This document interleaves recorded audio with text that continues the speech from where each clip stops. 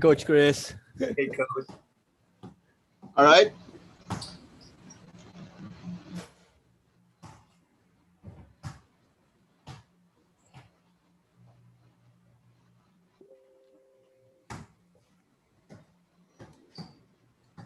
At magandang hapon sa lahat ng mga nanonood ngayon. Usapang NBA tayo dito sa Sports On Air. This is the NBA edition na ihatid namin sa inyo at kumuha kami ng mga rest back na matitindi ang utak sa basketball para pag-usapan ang mga naganap sa NBA ngayong araw na to.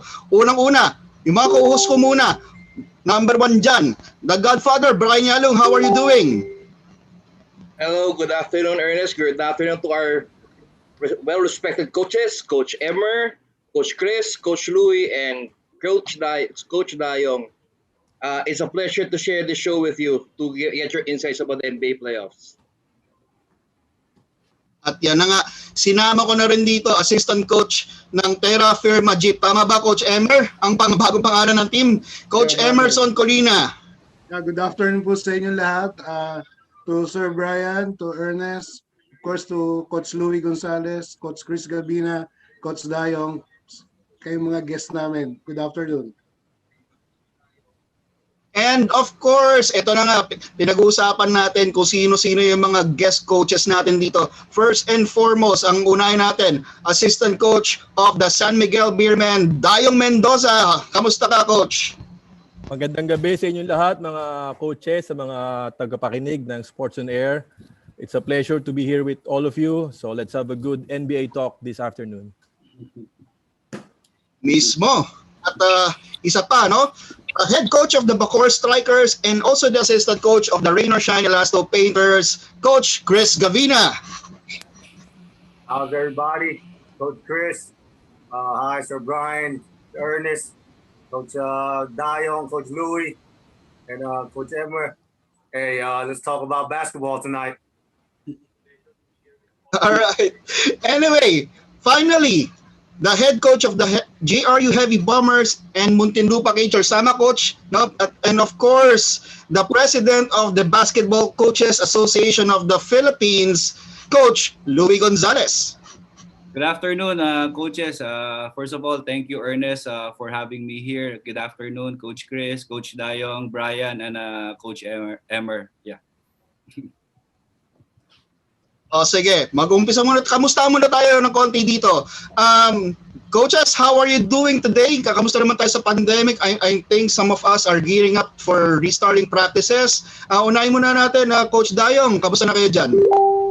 Well, sa aming San Miguel Beermen, nag-start na po kami ng small groups practice namin. So we were divided into 4 groups. So ang grupo ko ay si Arwin Santos, Bam Gamalinda at si Daniel De Guzman at Matt Ganuelas. So ang unang pinag-usapan namin ay kailangan sundin lahat ang protocols from the IATF. So medyo maigpit kami sa practice from the entrance to the exit. Sa aming pagpasok pa lang, temperature check, hugas ng kamay. Hanggang pag-exit, medyo hinigpitan namin para lahat kami sa aming kupunan hopefully talagang negative all the way. At yun na nga, dapat talaga sobrang maingat tayo, no? Especially yung mga professional teams, they have to set an example for the other leagues to follow as well, di ba? And Coach Chris, on your end, kamusta naman kayo? Okay naman, we're going to probably our third week now. Grupo ko naman sa Rain or Shine is si Gabe Norwood. We also have Adrian Wong, Raynam Batak, and JV Mocon. Us as well, super strict kami sa ITF protocols, making sure na talagang just following guidelines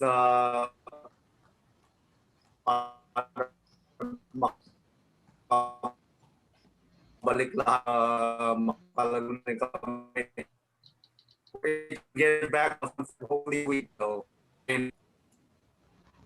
Coach, medyo yung ano natin, I think, ewan ko lang kung yung feedback natin, feedback tayo ng konti. No? But anyway, we heard it. We heard most of it naman. But anyway, Coach Louie, kamusta naman kayo on your end? Yeah, just making myself relevant. Again, binubuhos ko yung oras ngayon to reach out do sa mga coaches, kamustahin lang sila. Okay, syempre, alongside with that, yung monitoring din ng team ko. Nakakaingit nga yung mga coaches na kasama ko dito. At least sila, yung itch nila na makabalik sa court, nandun na si Coach Chris, Coach Dayong, si Coach Emer. Pero again, yung sa amin siguro dahil we're dealing with college students, so talagang konting paghihintay pa.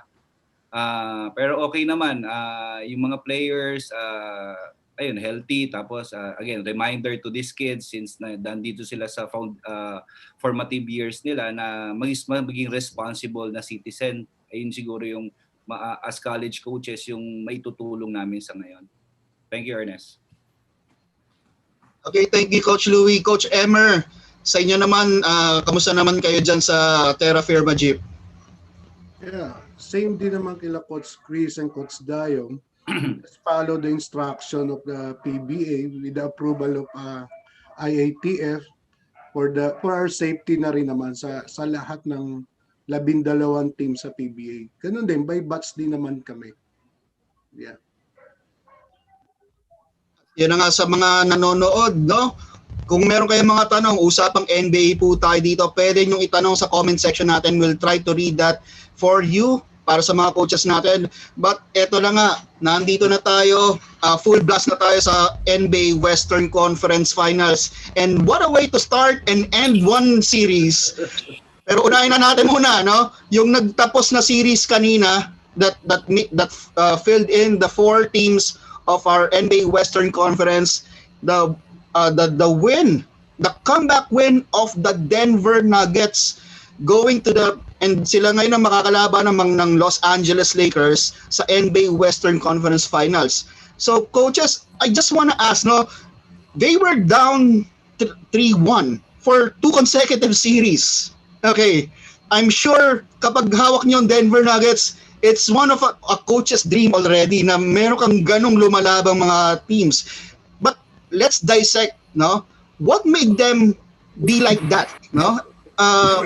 Siguro Coach Louie, we ask first, no? What them made be like that na talagang very resilient, no? And what are the X and O's for them to beat the Los Angeles Clippers? Yeah, actually, when the bubble started, malakas na kagad yung prediction ko na okay, this is gonna be a battle of coaches eh. Kumbaga kung paano pinorm ng coaches, pinold yung coaches yung teams nila, okay, before pa nitong pandemic, okay, makikita mo kagad ito yung reflection. Okay, kasi we know naman na it's a different environment eh. It's not a home game and everybody's locked in. Okay, lahat sila sama-sama lang doon sa hotel. Kumbaga most of the time dito mo masasabi kung sino yung team na nagkakasundo. And it's very true kanina yung sinabi ni Paul George and sinabi rin ni Lou Williams na this is ang nalak nila now is hindi yung lakas ng team eh. Sinabi niya kinapos sila sa oras to build their chemistry. And it was very evident yung game kanina. Actually, that aged well eh. Kumbaga, I don't know what happened to that team eh, up by 3-1. Tapos etong Denver, they're unconscious eh. Unconscious na sila kasi nagawa na nila yon against Utah na we thought then they're gonna close out it right away.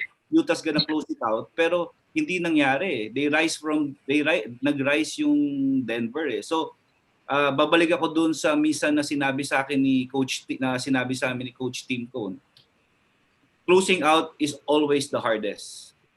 And against really a bunch of youth etong Denver na nandun pa sila sa stage that they wanted to prove themselves.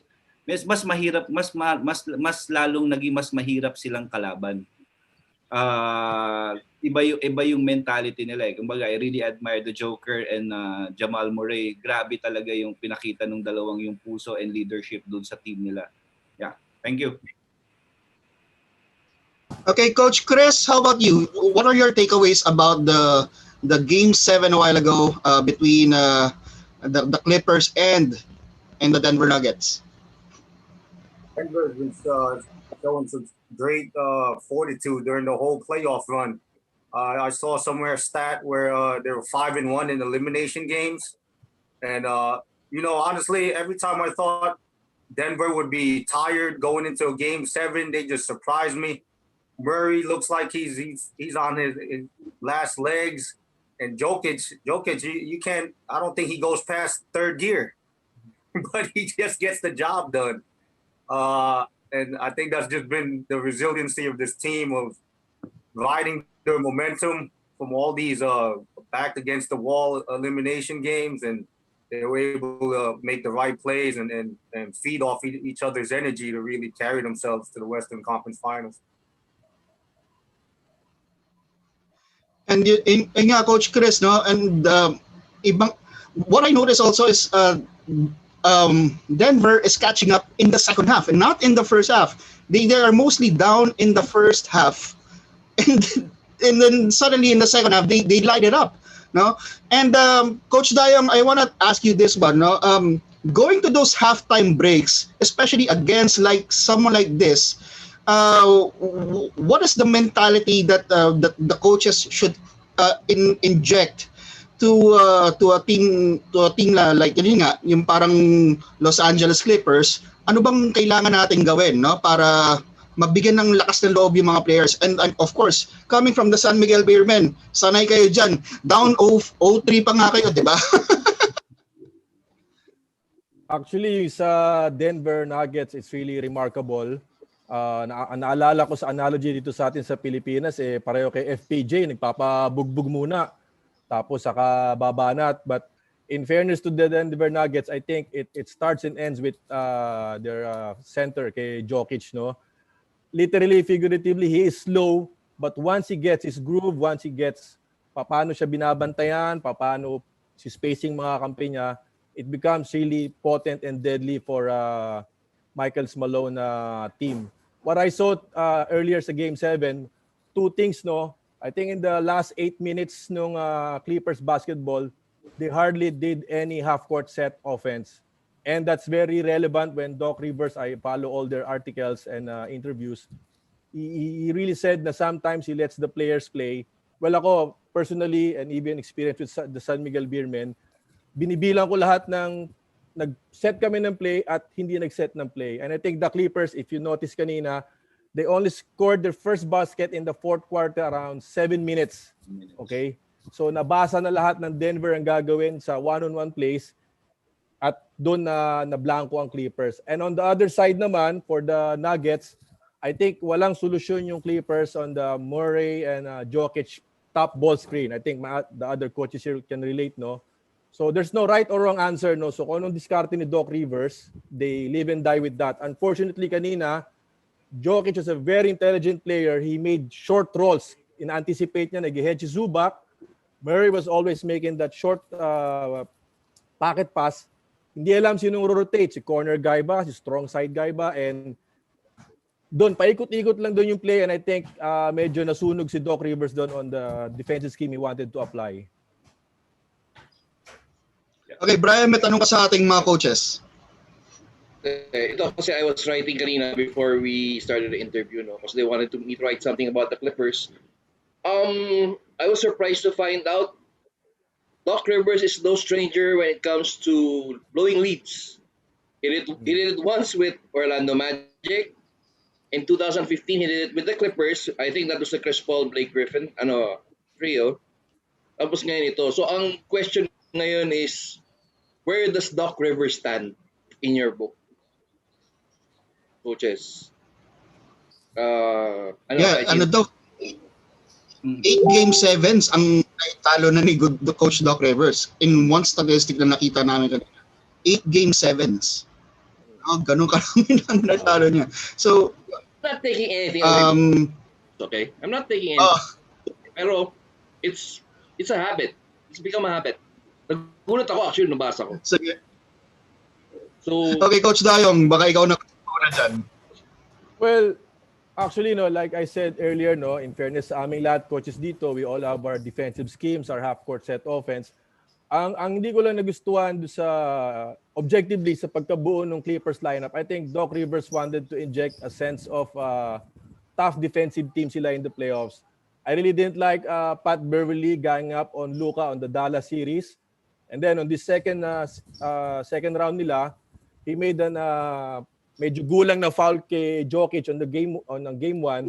Ang ginawa ni Jokic, pagkakuha niya ng bola, hinampas niya kaagad sa mukha ni Beverly. So I think he also wanted to send a message na you cannot do whatever you did sa Dallas Mavericks. So Doc Rivers in the last few years, like Coach Brian said, Sir Brian said, he's really been trying to find the right formula. But I think, kagaya na sinabi ng mga kasamang coaches kanina, kulang yung chemistry. If we base it on analytics, walang kompletong lineup ang Clippers, I think, the whole regular season. It is only in this bubble na nakompleto sila to play as a team. And ang hirap nun, kahit tayong lahat coaches dito, kahit sinong magaling, ang hirap talaga ng chemistry, kahit anong gawin mong half-court set, half-court defense scheme. Kung wala yung trust, kung wala yung tiwala sa sinabi ni Doc. And another point, assistant niya pa pala si Tyronn Lue, another champion coach. So, it's very tough right now for Doc Rivers. Okay, sino pa gusto mag-chime in dyan? Coach Chris, you wanna chime in on that one? It's hard to kind of question a legendary coach like Doc Rivers, but parang sinabi ni Coach Dayong na and Sir Brian about habits. I think Clippers really displayed a lack of discipline in the 3 games that they in where they allowed Denver to make those big time third quarter runs. I mean, I understand if it happens one or twice, but then it went for 3 straight games. And, for the amount of coaching experience they had on their staff and the personnel they had, at some point you got to kind of throw the game plan away and say, okay, how do we fix, like Coach Dayong said, you have to fix the Murray Jokic top ball screen action. Yep. Are you going to switch it? Are you going to hedge so you take away the ability of Murray to go downhill or find a pocket pass? But the thing that Denver did really well was they have this scheme where when they do a ball screen, they make two bigs pair up one another, and when the ball screen happens, the bottom big man shuffles to the power side post where the ball is coming.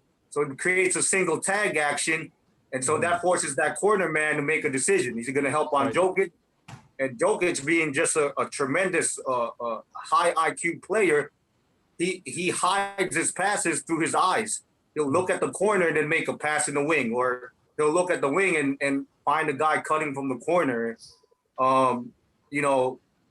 Rivers is a tremendous coach at the end of the day, but then, you have to also analyze what's happened right now. And it was just a matter of like Coach Louie said about a great coaching matchup. Mike Malone was able to make his adjustments offensively, and they took advantage of the non-adjustments the Clippers made against them. Right. Coach Louie. Again, kasi di ba, I think it's only the Clippers na nagkaroon ng team issue about a player nag-violate dun sa rules ng protocol. So sa akin, it's parang malaking evidence yun na there's something really going on, and there's something wrong going on with that team. Again, like what other coaches have mentioned, have a big respect with Coach Doc Rivers. But again, it needs to come with yung tamang players din when he had the championship against with the Celtics before, it's a complete package team and tapos noon yung mga teams na nahawakan niya na nangyari itong sitwasyon na to, alam naman natin those teams talaga may issue with dun sa loob. Again, during that time with Blake Griffin and Chris Paul. Now, alam na itong team na to with kasi marami pang nangyari na, especially with Lou Williams. Lou Williams is very outspoken. Talagang sinasabi niya kung ano yung mga nangyayari. So, alam mo talaga, kasi ako, ayun nga, babalik ako dun sa sinabi ko, with this kind of setup, kung sino yung teams yung mga players na nagtitiwala sa bawat isa, and players na nagtitiwala din sa coaches nila, and vice versa, ito yung magiging successful. Kaya nakita natin yung mga teams na to na especially itong top 4 na teams na to, sila yung nag-prevail dun sa challenge ng bubble. Okay, may mga questions na dito sa social media page natin. But before I go there, no, kasi we're talking about chemistry a while ago of the Los Angeles Clippers. And during the season, Paul George and Kawhi Leonard, parang hindi sila nagsasabay lagi sa court. Okay? It's because Paul George was injured, tapos Kawhi Leonard is doing load management. Do you think it's a factor, no? And as a coach, would you say maybe next season bawas-bawasan natin load management and maybe we could play better, or what do you suggest? Like ito, maikli yung preparation nila for next season. Are you gonna go full blast on the summer on the training camp, or are you gonna be doing load management again? Kasi I'm sure it's gonna be a shortened season. It's gonna take a lot of toll sa mga players on a shortened season. Minsan may triple header pa nga if a shortened season. What do you think is something that the Clippers should move on after this very, very tough loss? Kasi ang odds pa nga sila magcha-champion, and some people pick them, no, to become champions. No? Coach Chris, ka muna. What do you think about that?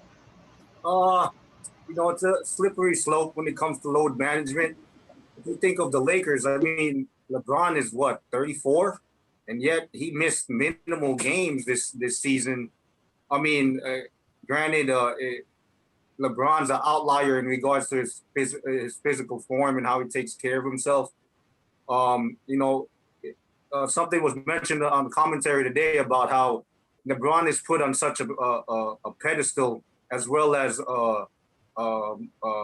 parang a light, where in a game 7 you expect him to take over a game, and Kawhi Leonard should have that same level of responsibility, and he can.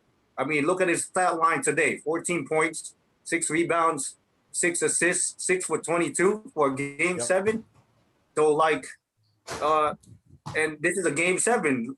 So load management next year should not even be an issue for the Clippers. I mean, you're trying to push your main guys to be at the end. This is it. Well, they went for the next season probably be just as shortened as this season. So for me, honestly, they fill the gaps where it's obvious their defensive identity is there, but I think they're lacking their depth chart is lacking at the shooting guard position, as well as their point guard position, which was really exposed this year. Yep. So I think for me, those are the main things that they need to address. And possibly, I honestly think Rivers might be fired. Yeah. And there's a question here: who here thinks Doc Rivers will be fired? Coach Dayong, Coach Louie.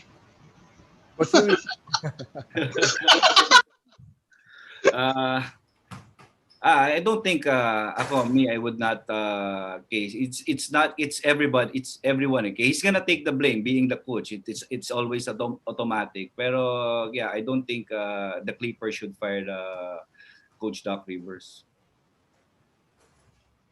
Ayan.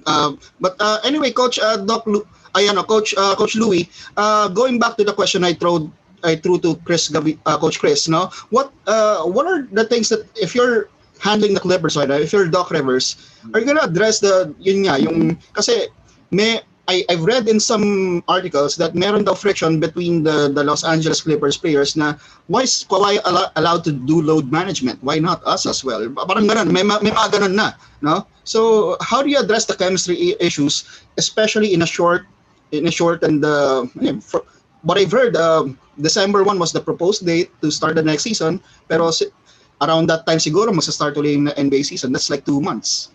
Yeah, siguro sa akin kasi that's the kumbaga ayun talaga of having a Kawhi Leonard player, di ba?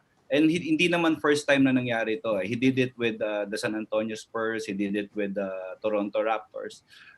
Siguro is acceptance ang dapat nagawin ng LA Clippers kasi actually among the 4 teams na naglalaro ngayon, ito sa last 6 teams, sila talaga yung watching them play. Sila yung medyo nakikita ko na talagang kasi very evident na alam mo may problema sa chemistry, you know why, Ernest? Kasi parang hilaw yung mga recoveries nila dun sa rotation, sa defensive rotations nila . And nakikita mo talaga na minsan nagtitigilan yung player na sino ba talaga yung pupunta, and you're playing in the NBA. These are superstars na those mistakes, okay, alam mo, dapat hindi nangyayari yun sa NBA players kasi they communicate well with each other. If you've seen a live NBA game, talagang grabe yung pag-uusap ng mga yan. Tapos suddenly mangyayari yung ganito sa Game 7. And kaya talagang, ayun, siguro it's having players accept, okay, kung ano talaga yung sitwasyon of having a Kawhi Leonard around na talagang yung load management niya is an issue with him, then then you solve it out. Kasi kung di talaga, kung ganun yung magiging treatment ng mga players, talagang ang hirap. Imbis na nagko-coach ka, okay, ayun yung pinakamahirap sa aming mga coaches na we really need to fix yung relationship ng teams namin kasi hindi ka makakapag-coach ng maayos kung alam mo may friction inside your team. You need to address that right away kasi ayun yung doon ka mananalo. Doon yung ka mananalo, yung 50-50 balls, yung sitwasyon, lahat. Kasi sa amin sa basketball, yung swerte, sa totoo lang naman, malapit yan doon sa masisipag tsaka doon sa mga nagtutulungan Okay, kung mawala 'yun, talagang medyo nandoon ka sa sa losing side talaga. Coach Dayong, gusto mo dumagdag doon? Going back sa mga napakinggan ko, I think the Clippers, problema rin talaga yung lineup nila, like Coach Chris said sa rotation, because basically Leonard and George plays the same position. Kung ako ang coach doon, idodos ko sila, pero because they're superstars, silang dalawa nandun. Ngayon, ang tingin ko medyo, total, tapos na naman yung series, we're talking about Doc Rivers. Hindi ko isa-start si Beverly because he's not a natural passer. Kung ako may dalawang shooter-scorer, I will need the guard to really feed them. Alagaan sila. Maybe Lou Williams can start, pero si Lou Williams naman, kilala nating off-the-bench na scorer din. So, I think, like Coach Chris said, they really need a good guard to distribute the ball. Ngayon, in regards kay Zubac naman, I think it's greatly improving. Same with Harrell. Pero yung mga off-the-bench sila na susunod, medyo like Coach Louie kanina sinabi on the rotation, I did my homework with the last remaining teams. The worst rotating team right now, Clippers, and to all your surprise, Lakers. Because Boston, Miami, and Denver, the best sa rotation in terms of analytics. So on the worst, yung dalawang LA, so it's gonna be really a surprise how the Lakers will rotate against Denver because very evident nung lahat nung both game 1 talo nila, rotation ang tumalo sa kanila. Well, of course, yung game 2 onward sila, yung sweep nila, talaga nag-dominate na sila sa offensive side. But going back sa Clippers, yun ang mabigat na problema ni Doc Rivers. If he's going to review all the game, kailangan yung dalawang scorer mo may mag-aalaga to really put them in the right position to score. Like I said earlier, the Clippers in the last 7 minutes, walang half-court set.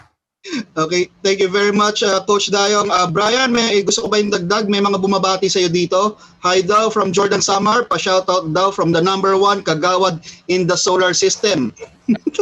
O, diba? Good afternoon, coaches, and good afternoon, Coach Dayong from Mike Maluk, Kabigtig, Chua. O, diba? May mga fans tayo nanonood sa inyo ngayon. JC Popoy de Jesus, good afternoon daw, Coach Louie, head coach of the Heavy Bombers, Muntinlupa Cagers, etc. No? Ito, nanonood si Coach Kaloy Garcia. Baka gusto nyo kamustahin. Anyway, no, Brian, you want to ask something about the Clippers before we move on to siguro punta na tayo sa... Actually, Coach Dayong raised a very key point kanina. Paul George and Kawhi, same position. Nung na-acquire pa lang yung dalawa, I was wondering what Doc Rivers would do. I mean, how can you play the two? Kumbaga, siguro, one will become siguro sa 4, yung isa sa 3. Pero, I don't know. Ang sa akin kasi, ang tinitignan ko, yung lineup nila next season, should these players like Pat Beverly, Montrezl Harris, sino ba isa? Basta may kumbaga, there's a question right now going on the internet. Should these players still be retained or should they be changed? The second is, na-mention nyo kanina, mga coaches, kailangan nila ng point guard. And parang from, I don't know, correct me if I'm wrong, from the way you were talking kanina about Patrick Beverly, parang he's not the right guy to be with Kawhi and Paul George. Yung una mo, sir, kailangan ba, do you think there's going to be a shake-up? Actually, nagtama naging redundant na yung mga posisyon eh. Even the role, not just kay both Kawhi and PG. Okay, redundant sa akin din yung role ni Pat Bev tsaka ni Morris. 'Di ba? 'Di ba? So ayun yung siyempre yun ang naisip siguro ni Coach Doc forming that team. He needs to surround this team ng mga defensive players. That's why Harrell is there, then yung Subak. Pero at the end of the day, nakalimutan niya rin na yung role, there's kailangan isa lang yung alpha ng team eh. Then you have this Lou Williams na ganun din yung halos yung laro na yung medyo bulldog kasi lahat sila dapat may hawak talaga na bola eh. Pero remember these two, okay, both PG when playing with Frank Vogel before with sa Indiana Pacers, do siya sumikat, and Kawhi, okay, with the San Antonio Spurs. Talagang nakita mo naman nag-shine sila, okay, in a team that runs system. 'Di ba? So And yes, Tony with Tony Parker and Kyle Lowry before, no? Yung ang talagang bibigay sa magandang posisyon. Oo, then with PG naman, he has Westbrook before. 'Di ba? Na talagang siguro mga recipients sila eh, pero star players on their own, sila star talaga dun sa roles nila. Pero siguro pag dinagdagan, kasi minsan ganun talaga yung challenge dun sa player eh. And as coaches, ganun din naman kami mamili ng player. Can he be, kumaga, like may mga players na will be stars on their roles, pero if you put them dun sa spotlight talaga, medyo nag-i-struggle sila.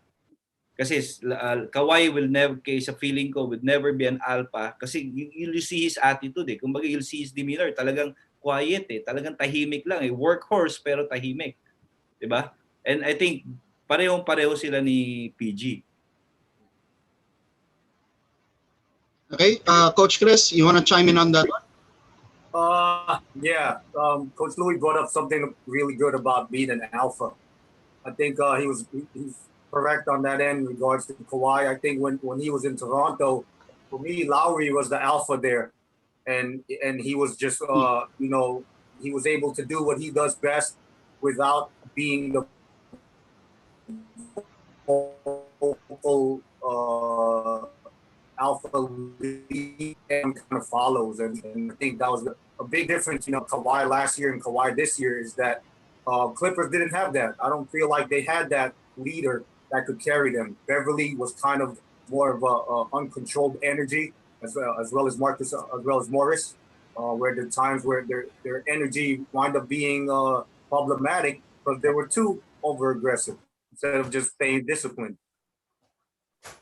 Okay, I think they play like Coach Dayong said would help them a lot next year, where a lot of it won't always come down to one-on-one or with Kawhi and Paul George, where someone else can feed off someone creating. I think that's why Denver's been so successful because of the way Murray has really been able to be a playmaker, as well as take over games when he knows he has to. So for me, I think that's the main points that Clippers need to be addressed. Coach Dayong, before we move on to the Nuggets, Nuggets and Lakers na tayo after this. Clippers pa lang tayo, no? Kanina, no, when we all watch the game kanina, it was very evident yung pressure, no? It was really heavily tolling on the Clippers. Tumira si Paul George sa corner, nakita ba lahat yun? Patay yung butike. Naalala niyo yun? Sa right side. And then he tried again sa left side. He almost shot an air ball. So again, I think we all agree here, no? Kung siguro mayroong guardiang mag-aalaga sa kanila, they won't take too much bad shot selections. Kung kailangan mag-half court set, kailangan ng 2 screens, kailangan lumabas si Kawhi si ganyan, si George kailangan mag-decoy. I think that, and especially si Doc Rivers is a point guard. I remember watching him sa New York Knicks and his other teams. He's a very brawny point guard. But as we mentioned earlier, I think sa biniring up ni Sir Brian kanina, I think his job is on the line. Kasi ang alam ko siya rin ang President, GM or basketball operations, and siya lahat nag-instigate ng trades, ng pagpalit ng lineup. And alam niyo naman ng NBA, kita niyo sina Donovan, yung mga hindi nag-accept ng renegotiations. They have a very fast pace ng changing ng coaches. I think baka Doc Rivers won't be back with the Clippers. They need Chris Paul, Coach Dayong. Yeah, you're right. Get him back. Mahal na eh. Ang mahal ng kontrata ni Chris Paul para bumalik eh. But anyway, before wrapping things up no, for the Clippers, Coach Emer, may gusto kang sabihin na tahimik mo dito. Yeah, okay, Coach Hindi, Emer. kasi actually, coaches, mostly ng tanong dito, Ako naghang. Naghang pa si Coach Emer, minsan lang nga magsalita. Ano ba? tanong sa kanila. Okay, sige, Coach. Okay na signal mo, Coach? Coach, nawala si Coach. Tumigil. Ano ba yung... Ngayon lang nga magsasalita, doon pa na ano eh. Coach, okay na. Okay na. Coach Emer, go. Yung mga question kasi dito sa akin, puro mga sa Western. Kaya pagdating sa Western na topic natin, doon ko tatanungin tatlong coaches. Sige. Yun yung next topic natin. No? But anyway, leading on to the next, you have only a few days left and you're gonna be facing the Lakers. Now, being the Denver Nuggets, paano nyo paghahandaan a team that is well rested and having a LeBron James, no? It's like fighting someone who has a sledgehammer with him, no? So how do you prepare, no? I think it's 2 days, no? 2 days and you're gonna go again. But this happened already in the first round to the second round for the Nuggets, no? Now, Coach Chris, how do you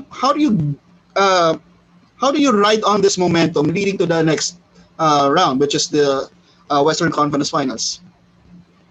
I think Mike Malone's really established a great culture with his team, as well as the trust factor. I say you only have 2 days, so you stick to your identity.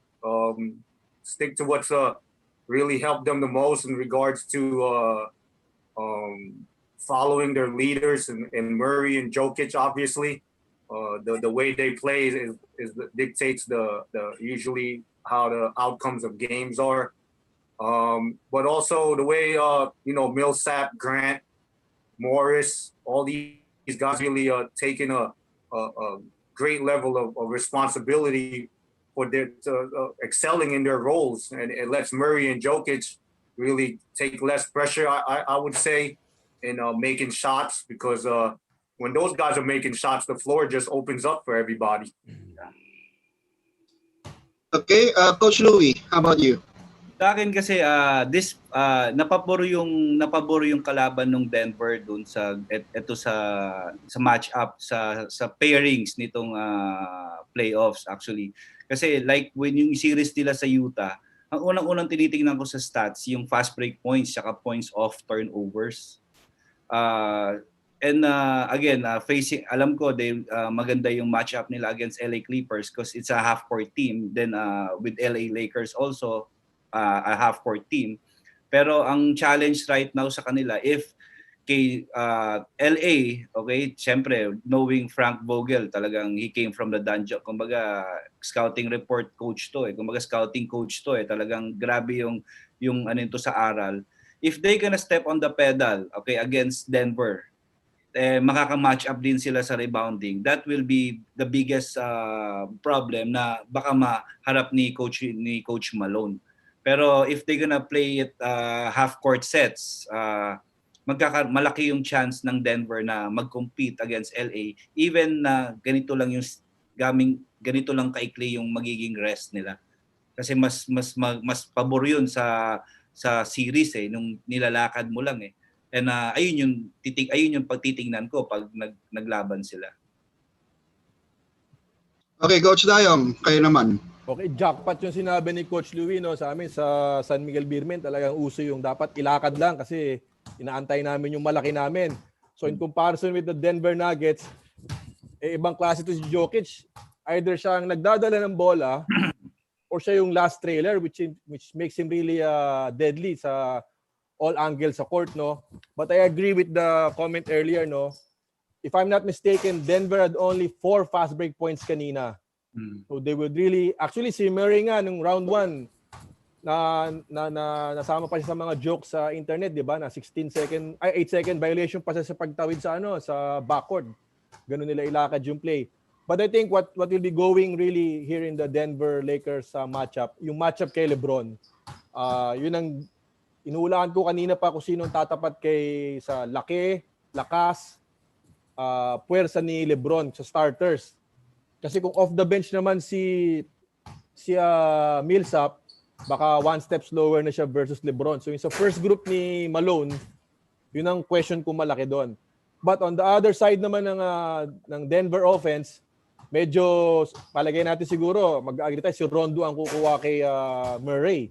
Kung makakasabay naman si Rondo ng, remember kanina gustong-gusto ko sinabi ng mga commentators sa TV, if your game is on the line, your team, wala ka ng choice kundi ibabad mo yung mga big time players mo. Kaya nga medyo nabanatan si Coach, how do you pronounce his name? Boldenhauser from the Milwaukee Bucks. Until elimination na sila, time management pa rin ang ginagawa kay Giannis, whether sprain or whatever. Kanina si Murray, I think with an injury pa yun, he played 45 or 46 minutes. Same with Jokic, kung hindi kaagad nag-foul si Jokic, ibabalik niya kaagad yun. So, yun ang mga tingin kong pinag-aaralan doon sa matchup with the Lakers. And sa Game 1, traditional Denver Nuggets, susukatin nila siguro, baka maraming mali, baka matambakan. But as the series goes on, Jokic and Murray right now, diesel, sila ngayon ang usong diesel ngayon sa NBA. Once they figure out how to do things offensively, medyo tagilid ang Lakers doon. Okay, Coach Dayong, may mga bumabati sa'yo dito. Ganda daw ng paintings mo sa likod. Coach Dayong from Siang Berte. Parang parang scripted ba yan? For sale yan, for sale Okay, Brian, may tanong ka sa ating mga panauhin. Actually, may nagtatanong si Ivan, tinatanong. I wanted to ask this then. Well, a lot of people are asking me kung ano ang chance ng Nuggets against the Lakers. Ang sinasagot ko kasi, the Lakers cannot take the Nuggets for granted with what we saw with the Clippers. Sabi nga ng mga coaches natin, sabi nga ni Coach Dayong, ang pangit ng rotation ng Lakers. And ano naman natin, mag-focus siya kay LeBron, kay Anthony Davis. Then who else? Parang question ko, would you coaches agree that the Lakers, it will not be a walk in the park for the Lakers here with the Denver Nuggets? Okay, Coach Louie. Yeah, I think they need to play the Nuggets with respect. Yes. That's the first thing that kung maging ganun yung mindset ng LA Lakers, which I think the last game against Houston Rockets, kasi maganda yung challenge din sa kanila against the Rockets, mas swag yung team 'di ba? And they committed themselves na pag naging ganun yung commitment nila, okay? Nag-iniisip ko nga Coach Dayong, meron bang Coach Chris, meron bang big man yung Lakers na pwedeng mag-pressure kay Joker sa backcourt? 'Di ba? Ayun yung kasi dumadali lahat kasi nakakapag-dictate agad si Joker dun sa backcourt Kumbaga, nai-scan niya yung floor Alam niya kagad kung kanino dadalhin yung bola kasi wala naman yung tulad nitong LA Clippers, walang kayang mag-pressure sa kanya dun sa backcourt Ngayon, ayun yung tinitingnan ko na I think the Laker coaching staff is kasi humahaba yung possession nila kasi nagsisimula agad. And kung si Murray or iba pa yung magdadala, tapos medyo ipe-pressure si Jokic, ayun yung makikita natin. Kasi si Murray naman, talagang playmaker talaga alam mo naman kung saan siya galing sa college Talagang galing sa ganung klaseng team Talagang gagawa talaga ng sitwasyon yan ayun po ayun nakikita ko. Ayun nga, isipin mo, paano kaya kung si Junmar na matuto parang Nikola Jokic, no Coach Dayong? Parang gano'n, nagdadala na rin ng bola. Tapos gano'n yung court awareness ni Junmar. mahirap na talunin ng San Miguel talaga yan. Pero coach, jumping off what Coach Louie said, ano mga idadagdag mo doon? Ako ba? Ako? Yeah, Coach Dayong. Okay. Kayo coach. Okay. I think ang primary concern ko if I was on the Denver Nuggets coaching staff is how to stop LeBron James isolation plays, number one ko. So siguro magde-decide sila, will the help come from the baseline, from the nearest man, or gusto nilang atrasan sila?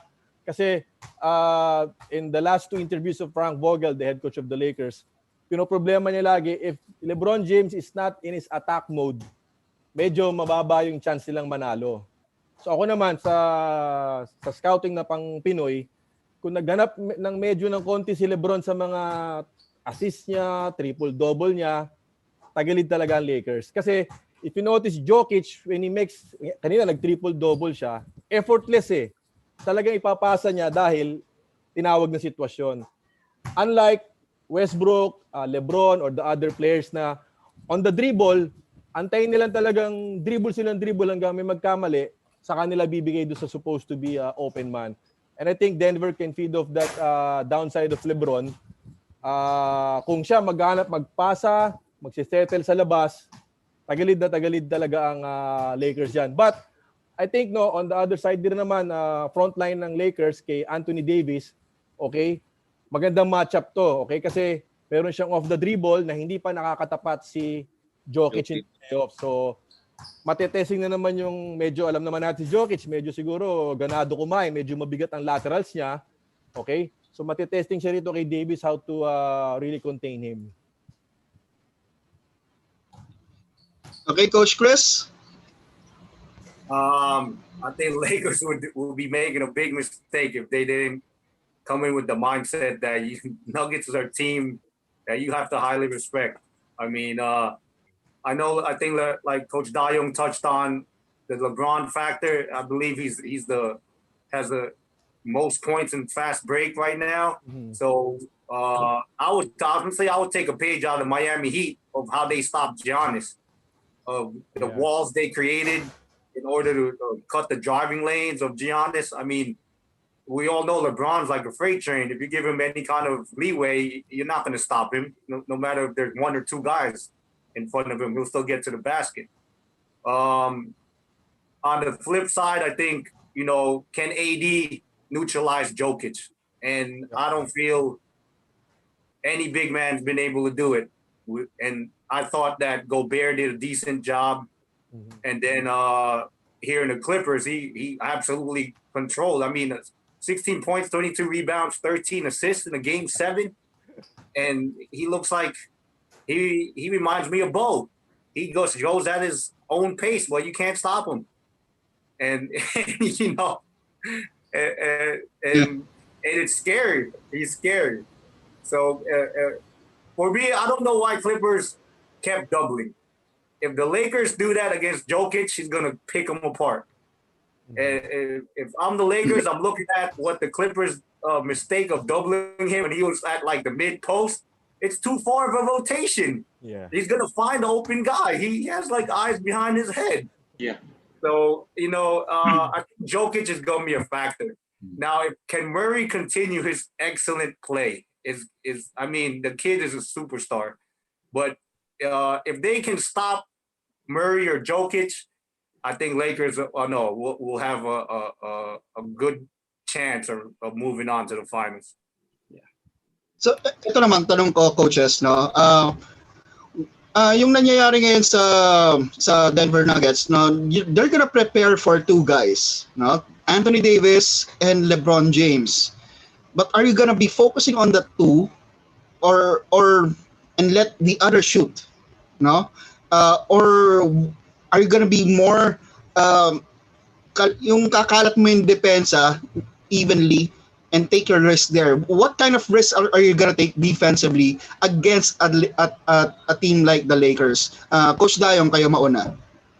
I think that's right on the dot, na of course ang first concerns mo talaga yung dalawang superstars ng Lakers, which is LeBron and Anthony Davis.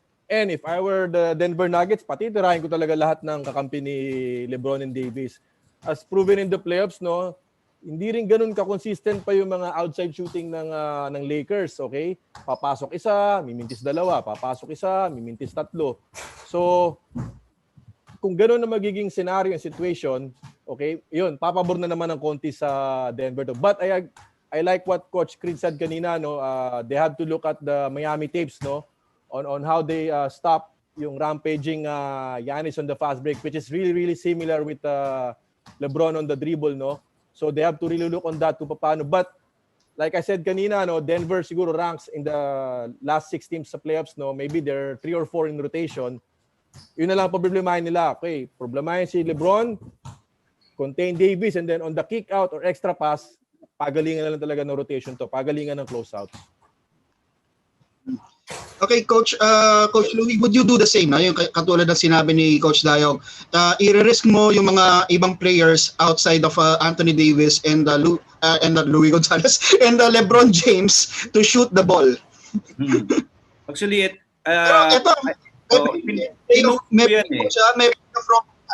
meron doon na pumuputok ng Lakers, pwedeng yun lang pumatay pa sa kanila. No? Actually, pinost ko yan. That's the new normal ng basketball. And I think that's the Dirk Nowitzki effect. It's the nail position. Grabe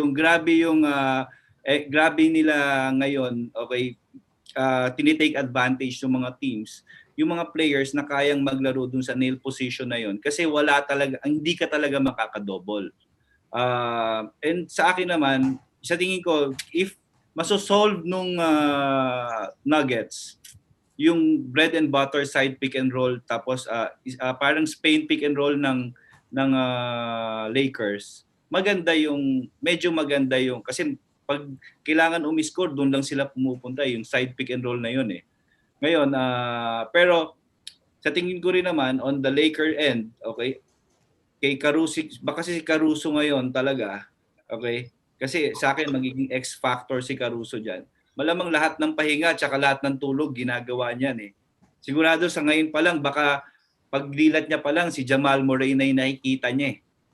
Okay, ayun yung malaking bagay na dapat malagpasan din ng Denver. Kasi sigurado ako kay Coach Vogel will throw in Caruso, okay, doon kay Jamal Murray, and he's really the X factor right now with the Lakers. And maganda pa dito, okay, ang isang advantage, galing din ang Lakers sa kalaban na may magaling na scorer. Okay, so baka ayun yung maging isang factor pa. Okay, Coach Chris, would you do the same? Focus on Anthony Davis and LeBron James and rest the other people, the other players like Kyle Kuzma, Kentavious Caldwell-Pope, take the shots. I agree with Coach Dayong. I mean, you go with the numbers. Obviously, AD and LeBron have shown how they can dominate in their individual positions. But can these young guys, Caruso, Kuzma, can they prove themselves at this high of a pressure situation in a Western Conference Finals? These are first timers here. So, we'll see their resolve and their ability to really step up in this big situation. So like if you notice yung video ni Frank Vogel, ito yung Mamba on 3. If you listen kung ano sinasabi niya, 'di ba? Okay, pass is here, pass the ball, love passing. And that last game, I think they broke the record they made 19 3-pointers yata eh. In their last game, and it was a play record for the LA Lakers. Pag magiging ganun yung uli yung lalaruin nila. Kasi 'di ba, ganun din naman eh. I think it was the Laker-Portland game 1, tama? Na hindi tumama si Danny Green, yung mga ibang players sa 3 points, talo sila. 'Di ba? Tapos noon, the next game yata nag-double figures yung bawat si Caldwell Pope tsaka si Danny Green nag-double figures. Malaki yung lamang nila. So, totoo yun eh. Kumbaga, I think some of the teams made that point already to stop AD and LBJ. Pero mabigat talaga pag nag-contribute yung mga shooters. Talagang medyo malaking problema talaga. Brian, may tanong ka for our coaches regarding the Lakers? At ito naman, if you're on the Lakers side, how will you utilize your weapons? No? Kasi pinag-usapan natin, Denver against Lakers. Pero kayo naman, on the other side, go to the Lakers side. You have LeBron, you have Anthony Davis, you have Alex Caruso. How would you attack the weaknesses of the Denver Nuggets if there are any? No? Coach Chris. I think they're gonna try to go top ball screen with Jokic a lot. Possibly force a switch with LeBron. I see them attacking that mismatch probably 75, 85, 80% of the time on the offensive end. I mean, we all know that he's not that gifted laterally, so someone will be able to get downhill and force a rotation, and that'll create an advantage on one side of the court. Also, same thing with AD. AD may be able to go small to big ball screen, and they'll force a guard to switch off on him, and that'll force a double team, and they can create an advantage that way off the weak side. Having two spectacular superstars in AD and LeBron just creates, super nightmares as an opposing coach. And you're gonna have to pick your poison at that point. Lakers is a dynamic team. They've shown it. They're number one in the West, and they're showing their dominance now with LeBron and AD for paving the way. Okay. Coach Louie, paano mo gagamitin ang Lakers roster against the Nuggets? I think we'll see a lot of inverted plays here. Maraming inverted plays na mangyayari that instead of AD playing at the post, okay, most likely maybe they'll do some misdirection movements, premature movements to put Murray on LBJ. Tapos doon magkakaroon ng point of attack. Then si AD manggagaling sa ibabaw, okay, LeBron having the ball at the post, the dive to the basket. Tapos malaking factor din sa akin dito na baka magamit si McGee tsaka si Dwight Howard on that offensive rebounding. I think these two, okay, baka iutos ako. If I were the coach, I will, kasi tinitingnan ko rin yung match-up tinitingnan ko rin yung gagamitin ng Denver.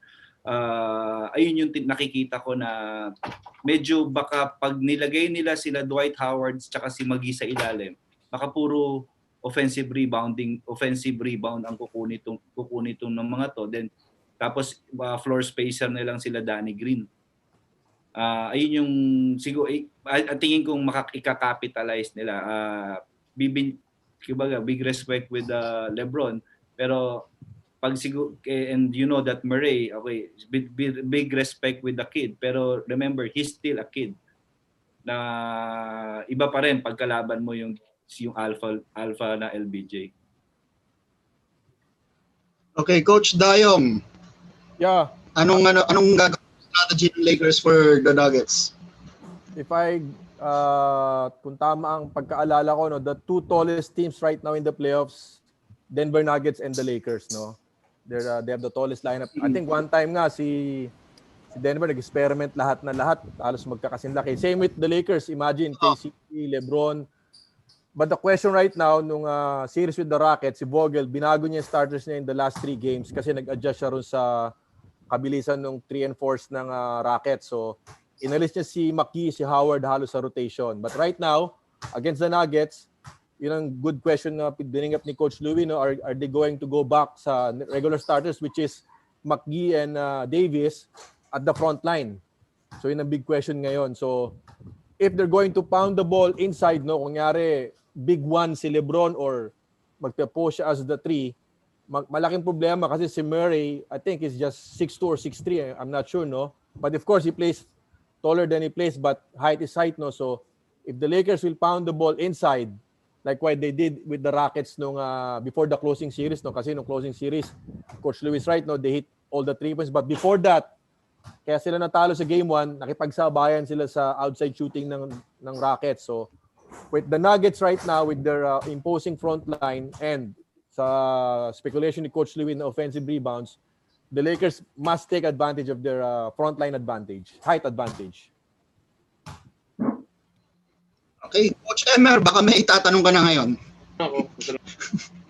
Fans Tanong ng mga fans to from Norman Villanueva, Apostol, and Joffrey Anisete, sa mga coaches natin. Hanggang ilang games daw aabot ang Western Conference and sino ang team na gusto nyong sino ang team na tingin nyo mananalo? Forecast. Fearless forecast. Lumalabas It's siya. the bold prediction. Yan na nga, so sabihin tatapusin na natin tong Western Conference, no, with your predictions na siguro, no. Sige, Coach Dayong, kayo yung nauna kanina, kayo naman ngayon. Sino ang mananalo, ilang games? Ako, medyo iwas ako sa mga predictions, no? Pero I'd like to present it sa lamesa na based on yun nga, numbers and of course yung coaching capabilities of each team, no? I think if Vogel will serve right to always say na if LeBron is in his beast mode attack, always attacking the basket, I think the Lakers will win it. But like what we saw in the last series is Murray and Jokic continue to impose their will on their top ball screen at natin ang gagawin ng Lakers. Are they going to switch? Are they going to hard show? Are they going to hedge? I think baka mag-Denver pa yan. Pero ang honestly, ang puso ko ngayon sa Lakers kasi last year nakabisita ako sa facility nila sa UCLA Health Center. So I talked with some of the Lakers people there. Bawal lang ang picture sa loob, but until now, we keep in touch with some of the people there. So medyo ang puso ko, dahil nandun ang kakilala natin, and hopefully by next year, I'll be back again to see their training camp.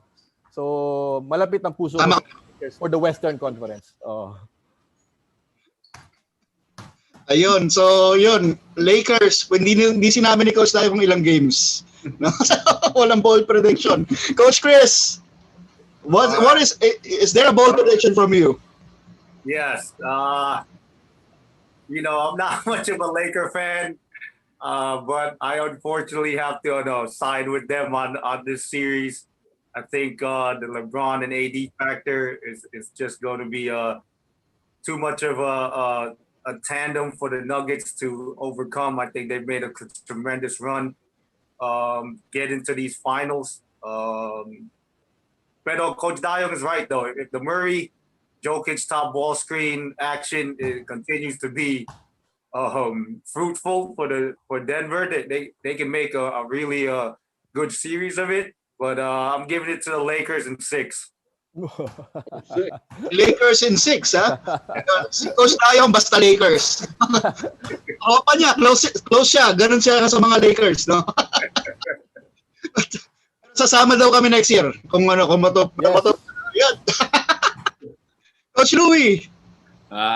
Definitely ako, Lakers talaga. Siyempre, being a Laker fan, gusto ko sana 4-0. Pero again, hindi pa rin naman, I'll be honest, with the way Nuggets are playing, ito ganun na naman, and with that mindset, hindi pwede rin manigurado. Pero ako Lakers, and I wish 4-0. Ikaw, Coach Emer, baka gusto mong mag-predict. Ako talaga Lakers fan ako. And sa akin, yung experience ng Lakers, basta for me, Lakers, 4, 5, 6, or 7 games. Talaga sigurado ka. Sigurado ako dyan. 6 and 7 games. Talaga umabot ng 5, umabot ng 6 games, 7 games. Para si Coach Louie, we're Laker fan.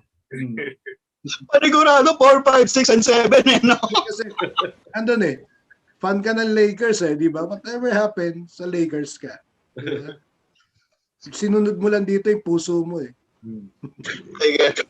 Okay, si Brian, alam ko na ang prediction niyan Gusto mo bang umirit ng prediction mo? Ayoko. Coaches. Talo lang sa coaches. Kumbaga, I mean, let's face it, Denver was never forecasted to go this far. Diba? Parang, ang sa akin is, would you call it luck? Kasi sabi nga ni Ivan, is it luck? Ako naman, I'd rather look at it, do you think they have overachieved already by reaching this stage? And win or lose, we are here. Parang ganun. Would you call it luck, or did they overachieve, or are they content? Something like that. I think yung the overachieve thing, hindi sa tingin ko sa kanila, it's more on proving themselves. Mhm. Malaking factor kasi like si Jokic lalo na he was being questioned, especially since last year because of his weight, the way he plays, 'di ba? Ayun yung kini-question sa kanya. Pero now, siguro ang nasa isip ng bata na even if I'm like this, I don't mind. I'll still take care of business. Ayun yung magandang tinatakbo ng isip nung Denver right now. Okay.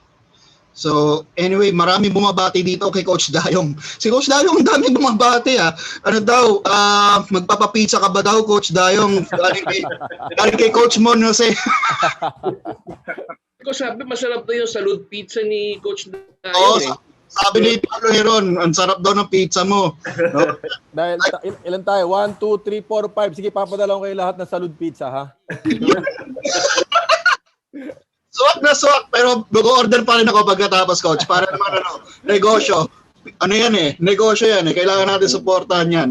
But anyway, eto, punta na tayo sa NBA Eastern Conference. Nag-game 1 na sila kanina. To be honest, meron ba nag-expect sa inyo na mananalo Miami Heat sa game 1? Meron bang for everyone surprised? Ano sila? You were surprised? Hindi ako. Oh, I know they're gonna be competitive as is. Palagi naman competitive yan. Okay. And ito nga, two coaches, no? Coach Eric Spoelstra and Coach Brad Stevens. Very cerebral coaches yan, no? This is going to be one very good chess match between both coaches.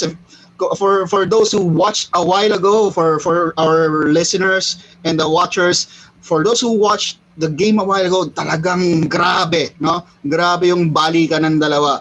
Coach Louie, since kayo na yung nauna doon, so, your takeaways from the matchup between the Boston Celtics and the Miami Heat a while ago? Oo, actually si Coach Brad, naawa ko sa kanya. He was being tested since the Toronto series pa Grabe yung dinaanan talaga ng preparation niya. Coach Nick Nurse also, big respect. Grabe rin. Like, I think those three, I think one of the brightest mind right now. And sabi ko nga, sa Eastern Conference kasi, the difference between the Eastern Conference and the Western Conference, dito sa Eastern, it's more on the battle of the coaches the Western Conference nandun lahat yung mga swags Nandun lahat yung mga talagang talented players. And kanina naman, kasi tinitingnan namin kami dalawa ni Coach Glenn, lagi kami nag-uusap. Ito yung, I appreciate yung vision and plan ni Coach Spoelstra. And I posted this already. He knew, I think he spoke with his team president, Pat Riley. They knew na ang barometer ng Eastern Conference is the Celtics and the Milwaukee. It's the Milwaukee Bucks and the Boston Celtics. And yung player movement nila during the off-season of bringing in Iguodala and Crowder. Iguodala was perfect during the Bucks series. Talagang ito yung sinasabi natin kanina na kung paano dinipensa ng Miami yung si Giannis. Parang sabi ko nga, parang may 10 kamay every time Giannis put the ball on the floor. Parang inaagawan talaga nila ng Candy. And with the series kanina, kasi itong Miami to, talagang walang star player sa Butler is there. But the star player is, their star right now is their system and their relationship. The Slovenian brothers. Kumbaga, when it was mentioned kanina during the game, sabi ko, ang hirap talaga talunin ng team, na maganda yung samahan. Naalala ko yung Remember the Titans yung kung gano'n yung relationship ni Butler right now and ni Dragic leading that Miami team, medyo lalaban talaga to kahit sino ang kaharap, right? Now, dun sa Boston naman, 4 years na to na nandyan sa senaryong to I know, gustong-gusto na lang malapasan ni Coach Stevens yung challenge na to. And minsan pag 4 na taon ka na nandyan sa ganyang scenario and tapos ganung kadikit yung laban, medyo talagang nandun ka sa disadvantage side dun sa mga decision makings mo. remember, kay Boston was up by 10 during the fourth kanina. Pero pag pumasok na sa isip mo na you play not to lose and not to win anymore, okay, ganun yung nangyari sa kanila. And Miami was so good being consistent on whatever they do from start to finish. And it was really, maganda yung stats na talaga nila kanina na sinabi. They lead the league in points off cuts. Okay? And that's a wonderful stats. And that yung stats na yun, it's a testament of teamwork and players okay playing together. Ayun yung maganda kay Coach Eric. I've been with him okay to dalawang visit niya dito sa Pilipinas. Oo, junior NBA din pumunta siya. NBA fit. Parang bro, pag alam mo naman pag nasa court siya, para siyang player eh. Talagang kung sino yung nasa court na mga players, he will defend, he will play. And imagine him, okay, sa Miami Heat practice, kung gaano yung, how much time he spends on each and every one of his players. Kasi kanina, tinitingnan mo kung, alam ko kung paano niya i-motivate si Robinson, okay, di ba? Every time nilalabas niya si Robinson, si Duncan Robinson kanina, kinakausap niya eh. Na wala siyang pakialam, you made that 3-pointer, naka 3 points si Duncan Robinson, the next possession, nag-foul si Duncan Robinson, inilabas niya, tapos kinausap niya. Reminding of his rule. Di ba? Ayun yung maganda with Coach Eric. Talagang you appreciate how he builds his relationship with the players. At the same time naman, ang strength naman ni Coach Brad Steven, grabe rin naman talagang magsalita.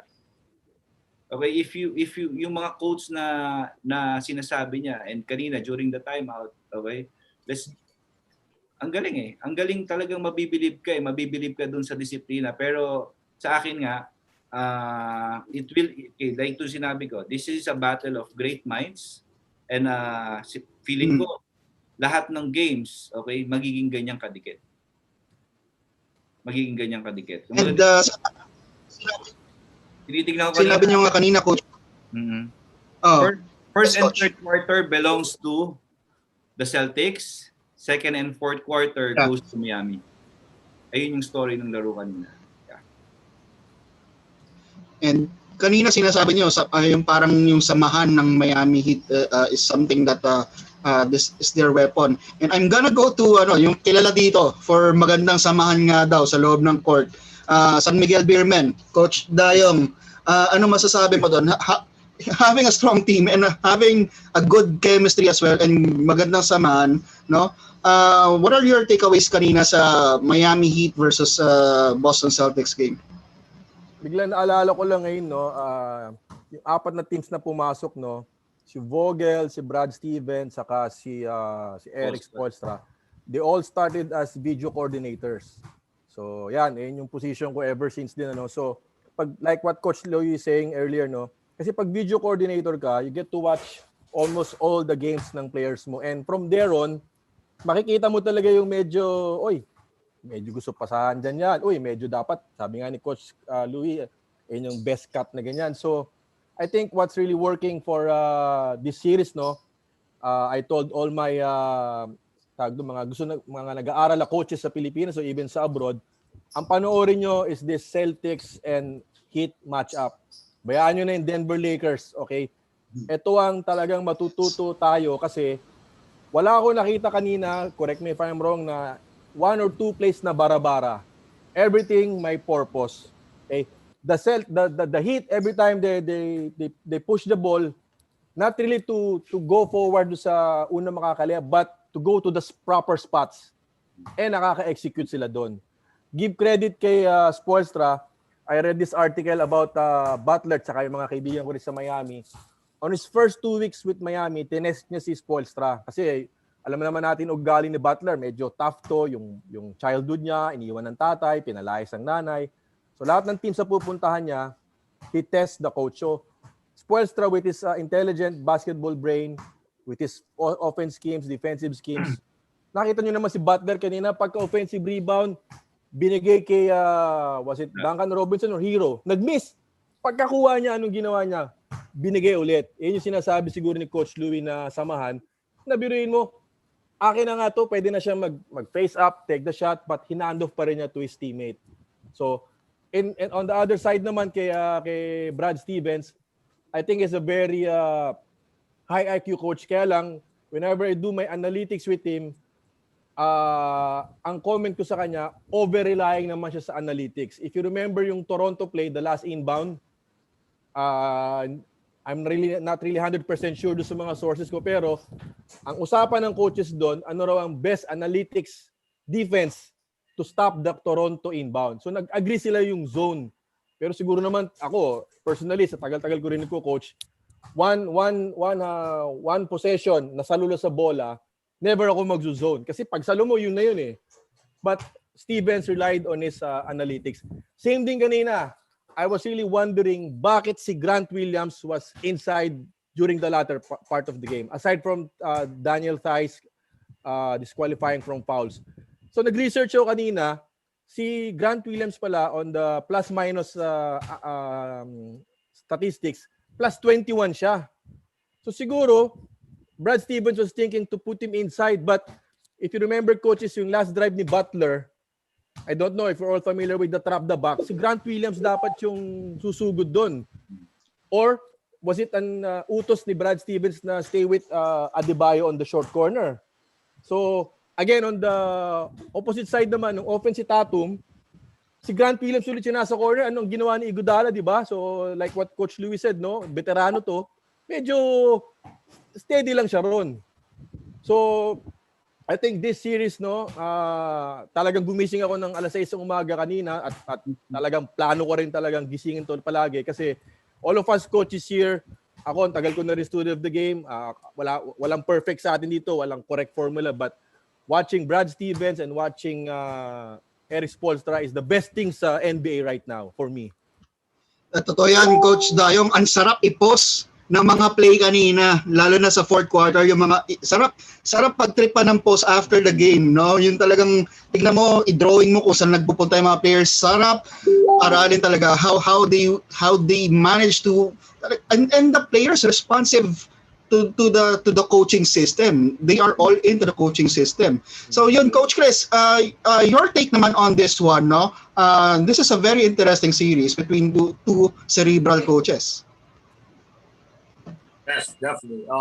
You know, I'm a big Eric Spoelstra fan. I've admired him for a while. Like everyone said, we all know his story from starting as a video coordinator.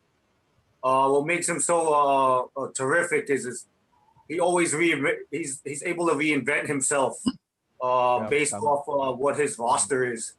He's never married to one particular system. Yep. You know, he's been able to adapt accordingly year to year on who they've added to their roster. You know, this year they're coming off a lot more handoffs for their shooters, Hero and Robinson, and being able to just work off pinch post with Adebayo and like Coach Louie said, they're number one in points scored off of cuts.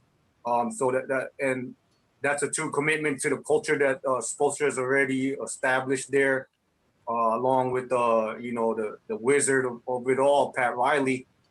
You know, I think number one for Heat is the culture that's been set there. It's based on toughness. It's based on high accountability, being able to rely on each other, trust with one another, and always believing in trusting the work. And, you know, Spoelstra, that's what Spoelstra's already established there. Like they said, you know, Butler challenges his coaches.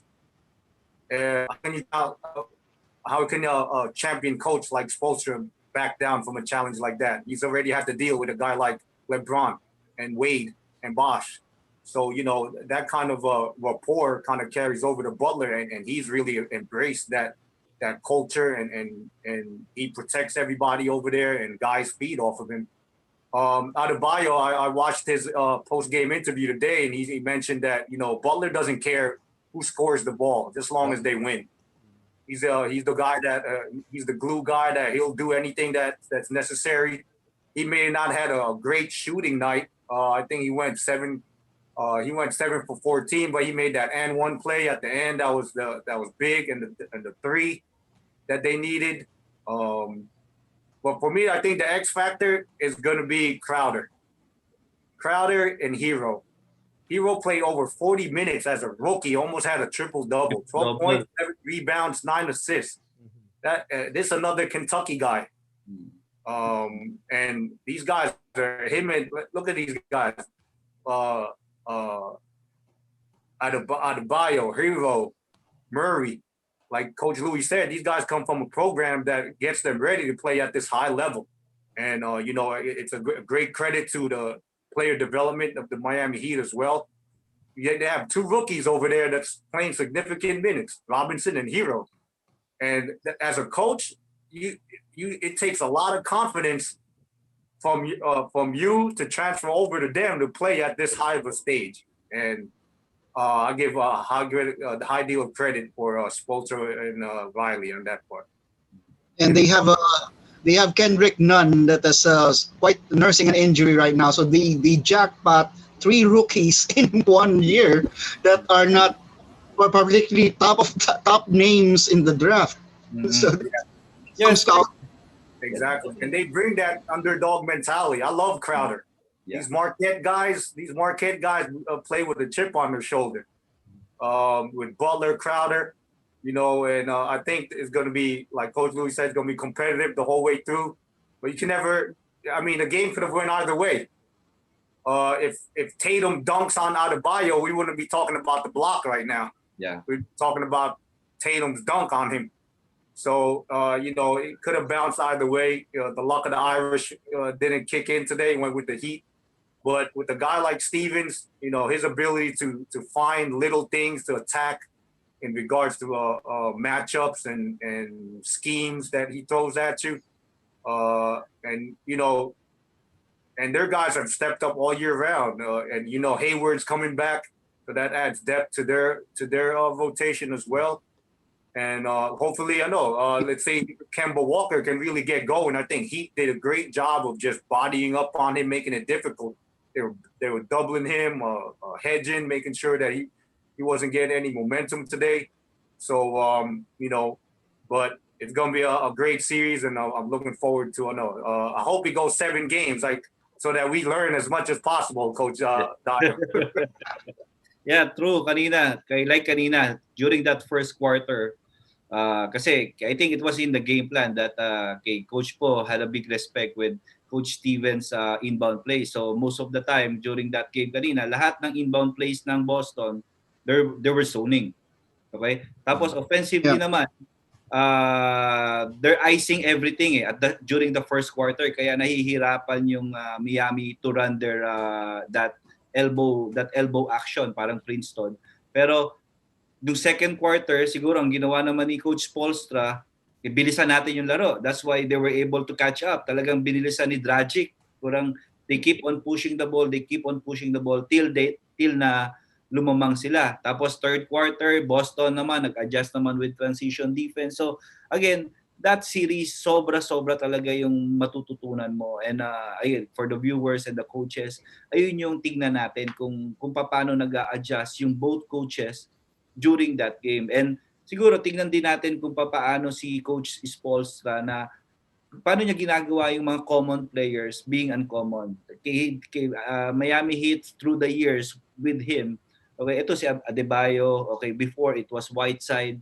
These are hindi kilala 'di ba? Pero dahil dun sa role and because of the Heat system, okay, naging uncommon players sila. Talagang nagpugian tong mga to. Pero dalhin mo sa ibang team, and siguro isa sa mga Butler is Jimmy Buckets is there. Okay, meron talagang pangalan dati. Pero tinitingnan ko dito si Dragic Kumbaga grabe yung nag-blossom tong player na to. Okay, dun sa system ni Coach Spoelstra. And with the Celtics naman, it's the same. Okay, alam ko si Tatum, sila Jaylen Brown, okay, they were there already. Pero again, with respect and very talagang class act din naman yung maglaro yung kumbaga sobrang class maglaro yung Celtics. Then Marcus Smart is there, and tingin ko ayun ang missing sa kanila. naging shooter si Marcus Smart kanina, pero yung mga intangibles ang nawala sa kanya. Naging floor spacer siya na because of his hitting those three at the start of the game, parang feeling ko kulang yung energy na ibinigay niya dun sa game kanina. 'Di ba? Siguro talaga yung last play lang, yung up yung Miami ng 1, it's there, it's that Smart being smart. Okay, na nakakuha sila ng foul off na hindi pa na-inbound that na kaya nag-overtime yung laro, naka-all sila. Ayun siguro, pero sa akin if Marcus Smart, okay, will be playing his role, okay, doon kanina yung talagang true role niya, siguro baka iba pa yung nangyari.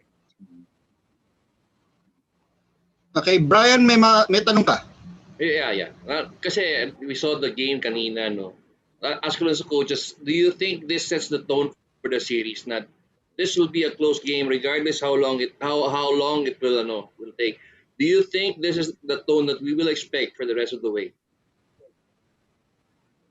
Okay, Coach Chris, Coach Chris. ikaw muna.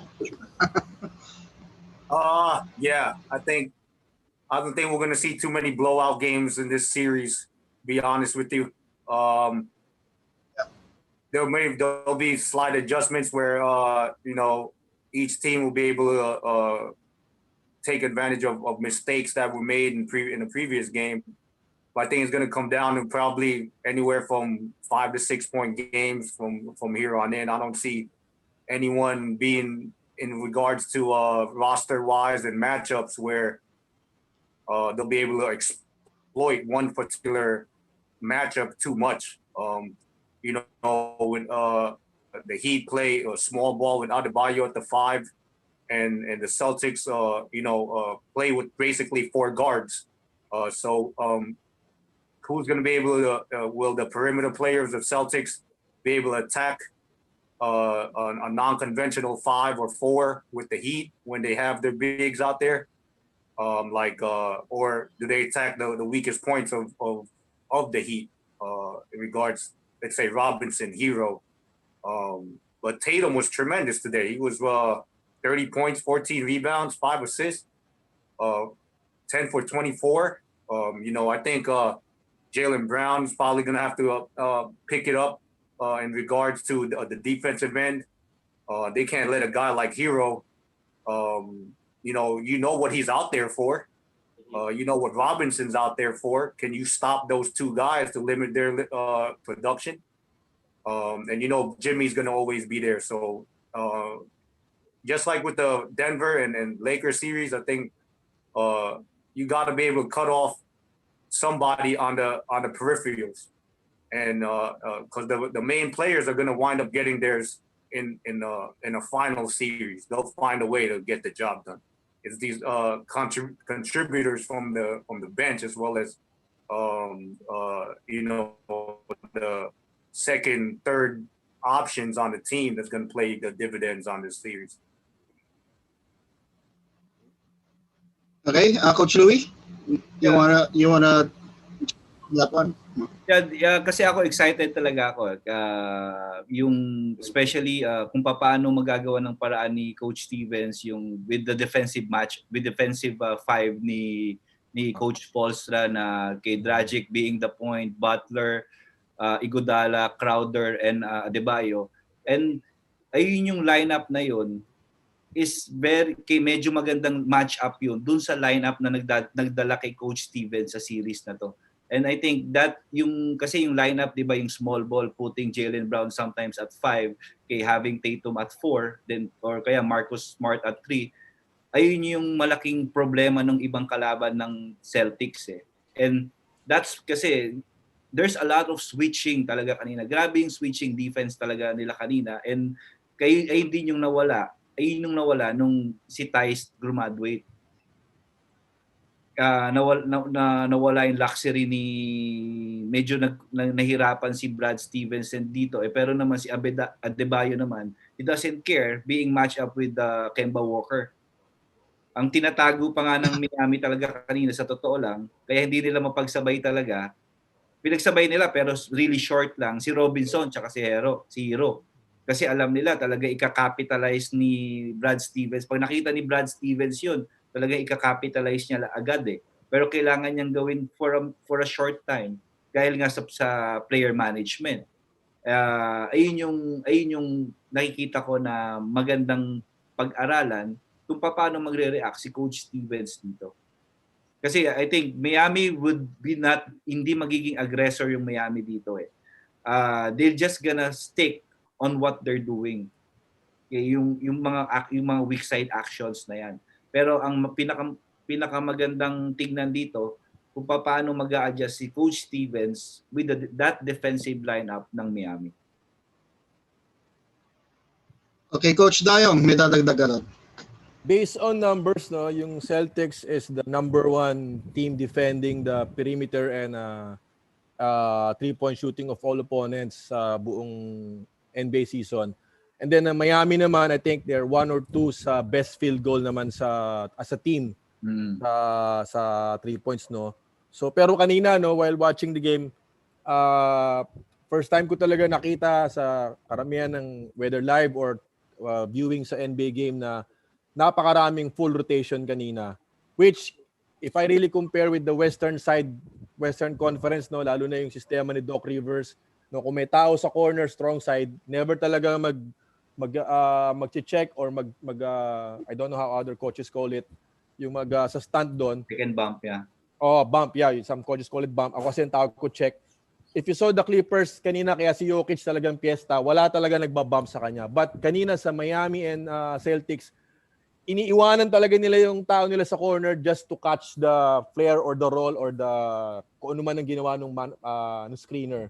So it's really very interesting what adjustments will Coach Stevens do. Pero during the start of the game, nag 8-0 ata kaagad, parang ganon.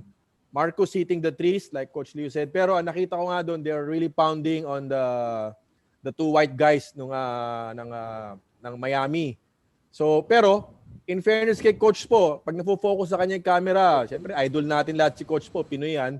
Talagang he was really calm because kanina inulit ko nga ulit yung replay kasi if you saw all their execution naman, ginagawa naman nila, good shots naman. Pati defense sila, nandun yung challenge. So, kung ako rin siguro nasa pwesto ni Coach Eric, ba't ako magta-timeout na maaga? Baka lalo mag-react yung players ko na 8-0. So he just let them play. Ginagawa naman yung half court ko, ginagawa naman yung defense scheme ko. And yun nga, medyo na nagpalit kasi nakita ko kanina sa substitution pattern, no? Medyo critical ako lagi doon, even when scouting some PBA teams, no? Talagang sinusunod strictly yung substitution pattern, which is really good. Pero ako medyo aral ako kay Coach Leo na hindi rin pwedeng laging analytics or numbers eh. Kasi kailangan tignan mo rin medyo nakashoot ba sa perimeter, kumoste ba sila. So kanina si Coach po was at his best nung nagpalit siya ng tao. Lalo na siguro blessing sino na foul trouble si Duncan Robinson. Siguro blessing pa yon kasi nagpalit siya ng mas quicker lengthy defender, doon sila nag-make ng run. Pero doon sa last 2 minutes, no, inobserbahan ko rin, even NBA coaches pala nag-in and out players din. When I say in and out, yung last 5 kanina ni Eric Spoelstra was si Butler, Adebayo, and then si Derrick Jones. Medyo critical ako kay Jones kanina. So nag-research ako. Siya yung si Smart parating na screen. Tayo na ng player or coach, binangga talaga niya. Pero kung titignan mo yung different angle, medyo may konting tulak din kay Kemba Walker. Oo. Kemba. Pero on the next play, iniwan pa rin niya. Okay? Nilalabas siya talaga si Hero. Si Dragic. Yun ang last defensive 5 niya. Kung ako rin naman in Eric Spoelstra's position, talagang iiwan natin yung Iguodala sa loob kasi pedigree na yan, saka kilalang defender yan. And siguro naman, very, very rare na yan magkakaroon ng defensive lapse. So, ang tingin ko lang kanina doon sa sobrang reliance ni Steven sa analytics, yung iniwan si Grant Williams. I didn't see any, correct me if I'm wrong, coaches here, wala akong nakitang plus sa kanya during the last 3 or 4 minutes na siyang ginamit. Pero nung tinignan ko nga yung story kay Brad Stevens, kaya ginamit daw si Grant Williams is because of his plus 21 sa plus minus. So yun siguro yung medyo na Kasi siya nasa corner nung dumrive si Tatum eh. So, nakatayo lang siya. Compared kay Dragic, nung dumrive si Butler, gumalaw siya. If you notice, no? So, yung tao niya, si Wanamaker, hindi alam kung kokolapse yung dig. Tapos, on the trap the box, stay lang si Grant Williams. So, pa-drive na si Butler, koko yun. Well, alam niyo na Rulami San Miguel. Kami talaga, help talaga kami doon. Talagang lahat kami, we will help and help and help. Help the helper. Ganun talaga ang, para sa akin, para kay Coach Leo, ang basketball. Contain, help, then help the helper. So medyo kanina nanalo si Eric Spoelstra sa larong chess na yun sa help the helper. Actually, ayun yung biggest coach. Ayun yung biggest learning ko kanina eh. Kasi kung sa akin nangyari yun, yung 106, 105, tapos yung foul against Derek Jones. Sabi ko siya, coach, tapos na yung laro. Grabe pa yung emotions ko eh. Kasi kung sa akin nangyari yun, talagang galit na galit siguro ako doon sa referee talaga eh. Sabi ko gano'n, hindi na pantawag yun eh. Alam mo yun? Pero yung after the game went into overtime, kung nakita mo yung demeanor yung mukha ni Coach Spoelstra, walang pagbabago. Di ba? Walang pagbabago. Galing. Okay, coaches. Actually, ang oras natin 6:36. Bala ko hanggang 6:15 lang pero napasarap yung usapan eh. Pero ito, patuloy pa tayo, no? Siguro ang tanong ko ngayon, no, siguro before we wrap things up eventually, no, let's go to both sides, no? How will you stop the opposing team if you're the Celtics, and how will you stop the opposing side if you are the Heat? No? Siguro isa-isa tayong sumagot doon, no? Coach Louie, kayo mauna siguro. Siguro sa akin talagang siguro patindihan na lang 'to ng sistema eh. It's a battle of minds, it's a battle of discipline, it's a battle of system. Siguro malaking bagay dito, like sinabi, this is the learning. Okay, yung learning dito sa game na to for the coaches on how coaches will adjust, okay, dun sa what's being thrown to them. Kung ano yung luxury nila ng kahit ano iba to, meron pa silang pang-counter. And ito rin yung testament na hindi to basta-basta nangyayari. Again, nangyayari to sa practice, nangyayari lahat ito sa preparation. Kung papaano mo ginawa yung team mo, okay, ito yung magiging resulta ng practice. And again, this series, okay, hindi natin alam kung kanino mangyayari talaga. One game at the time, itong series na to. At maganda, napakaganda talaga. Kung hindi ko kasi masabi, coach, pareho malaking respeto ko sa sistema ng dalawang coaches. They were established it both, okay? Doon sa mga nag-buy in yung mga players nila, naniniwala sa kanila yung players nila. So, kaya nilang gawin kung anong adjustment yung pwede nilang gawin eh. May free hand sila dahil na may trust eh. Nandun yung trust eh. So, ayun, di natin alam pero ang isa lang alam natin between the Boston Miami series, it's gonna be good and it's gonna go down the wire. Okay, Coach Chris. I don't know, no, kasi medyo nag-play safe si Coach Louie. No, but if you're the Celtics or the Miami Heat, how will you let's say Celtics, how will you handle the Miami Heat and let's shift the questions also as well. If you're the Heat, how you're gonna handle the Boston Celtics? I'd look at the first quarter for the Celtics. I mean, they started off really well. And how did one of the coaches mention how was the Heat able to turn it around? They turned up the tempo. And that's Miami Heat basketball where they play with tempo when right after the defensive stops. If you're the Celtics, you take a look at that and say, how do we slow this game down? How can we slow Dragic down from getting to the open floor?